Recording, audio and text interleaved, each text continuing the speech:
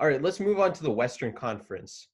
The Pelicans, we mentioned the Pelicans' schedule. Let's make some predictions about their record and potentially some. Let's move on to the Western Conference with regards to the teams that we're looking at are not talked about as much. Like, I don't want to talk about Lakers and Clippers because Lakers, Clippers, Bucks. The schedule was not about them. It was about the seeding and the teams that are going to get into the playoffs to challenge the Lakers, Clippers, and Bucks. So let's start with Johnny in the West. What do you think the Pelicans will? What do you think the Pelicans' record will be, and what team are you looking at? Well, I mean, I love their chances. Their schedule is, the easiest schedule that the NBA has released. And I like the fact that, you know, I'm sure we'll have the round one matchup of LeBron and Zion of the Lakers and Pelicans. I see them going maybe 7-1. They have a very easy schedule. I see with the shooters that in JJ Redick and in Lonzo, the fact that Zion's back and he's healthy. I'm sure he'll start every game. Assuming he hasn't gained 20 pounds in quarantine. Yeah, There's I no way. mean, I heard Well, he's fit. He's been training in the facility. yeah. Sounds good. No, but the Pelicans have a great chance, man. I mean, they're a first round exit, but other than that, they have a great chance at the eighth seed. All right, let's move on to Kevin. Johnny mentioned Pelicans. What do you think about the Pelicans' outlook? Yeah, I think one interesting thing to note, Pelicans versus Jazz to start it off, right?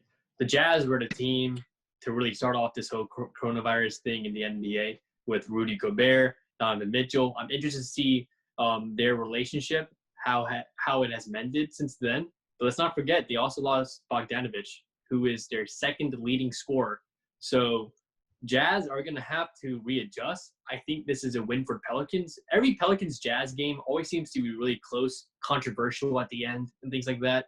But I think the Pelicans got it this time. And in terms of the Grizzlies, the Pelicans have had their number, I think, throughout this whole year. But I'm cautious to say they're going to go 7-1. When the schedule first came out, I was really excited because it looked relatively easy. But the Pelicans are known to be inconsistent, streaky. Brandon Ingram can go on a cold streak. I know Zion's going to come ready, but Drew Holiday also has moments in the season, stretches in the season where his offensive capabilities are more of a liability than an asset. Will Lonzo Ball and Zion still have that same chemistry?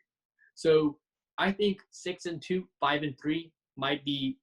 I mean, I'm just too hesitant to say 7-1 right away because the Pelicans have been historically inconsistent under Alvin Gentry. But I think one team that's not talked about enough in the West are the Denver Nuggets. No one talks about the Nuggets that seriously ever, and they're always consistently at the top in the West. Jamal Murray, Nikola Jokic. They are two studs. I think that they are – I don't think they're going to be quick exits this year. I think they're going to impose a true challenge to whoever plays them. And I think just like with the Bucks, I think a lot of teams are going to take this seriously because they want to avoid the Lakers as much as possible. And I also think that we shouldn't forget about Luka Doncic over in Dallas. He's a star player. Mavericks have been playing very well this year. And going back to Johnny saying the Pelicans are a first-round exit, I think the Pelicans can give the Lakers a scare. I think they can. Everyone Does hypes it scare up the me Lakers. win the series? Look, if you look at the games this year between the Pelicans and Lakers with Zion in it, Pelicans have stayed competitive to the fourth quarter all the time. It's only when LeBron starts going off in the fourth quarter where they really start to lose it because Pelicans really can't size up against LeBron and against AD. But the Rockets have done surprisingly well against the Lakers, and the Rockets are known to play small ball. So who knows? I think Pelicans can maybe steal 1 or 2 games. Once it goes to the game 6, maybe the Lakers will be on edge. Who knows? Yeah, I think you mentioned a scare. Like, I wasn't sure what that meant, but 1 or 2 games is valid. I just don't think anybody's beating LeBron like in the first round. Like LeBron is out here to defend himself and get his title. This is one of his best chances. It'll look good for him in the legacy and the GOAT debate with Michael Jordan. LeBron is on a mission. So for that reason, I agree with you. Pelicans 6-2 sounds very reasonable. Rudy Gobert still has symptoms of coronavirus, which That's was horrible. a story in the news that was kind of subtle but not really mentioned. But I think that's something significant. I think they also win that first game against the Jazz. I think they go 6-2, and I think they get the 8th seed. They might have to play in against the Grizzlies because it's 3.5 games. Let's not forget that they have to catch the Grizzlies by 3.5 games. But then they would have to play in and beat the Grizzlies twice or something like that. I think they can do it with Zion being in shape. And then moving on to the team in the West that I'm looking at, I'm looking at the Houston Rockets. Russell Westbrook and James Harden, what are you going to do now? You have a team that's been kicked out of the playoffs by the Warriors past couple years in a row. James Harden is labeled as a regular season player, a playoff choker. What are you going to do now that you have Russell Westbrook and you have a small ball lineup that works very well? A lineup that you mentioned beat the Lakers on I guess multiple occasions. I'm not sure about that, but a lineup that really works well. I think they have good shooters, good ball movement. It runs through James Harden, and when James is accounted for by the defense, Russell can take over and really penetrate the paint.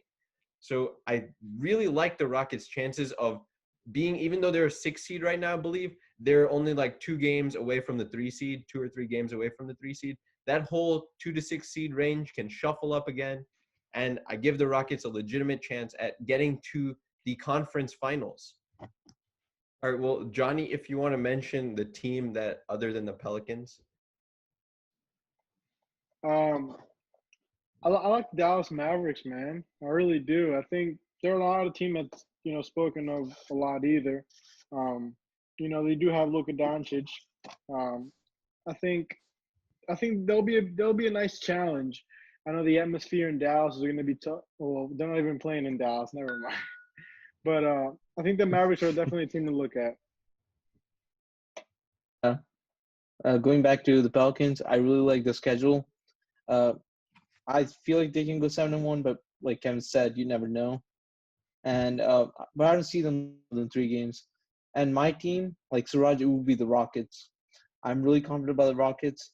Every year, Harden, Westbrook, they play really hard during regular season, and when it comes to playoffs, they're always tired. They always perform bad. And this is a must-win for both Harden and Westbrook. If they don't win even a playoff game, then the legacy is ruined. They'll always be known as regular season players. They won't be known as playoff players. And another team, like Johnny said, would be the Mavericks. Porzingis, Doncic, you never know. They might be able to make an impact. And I would also like to go back to what Kevin said about the Lakers. I don't see them winning whatsoever. Like, I see them taking 2, maybe even 3 games, but I don't see them beating the Lakers. Pelicans beating the Lakers? Yeah, I don't think anyone on this show thinks that the Pelicans will beat the Lakers in a series. I know Kevin said scare, and he said they might get 1 or 2 games. I think that's fairly reasonable. The way that, based on the games that the Pelicans played the Lakers in this season.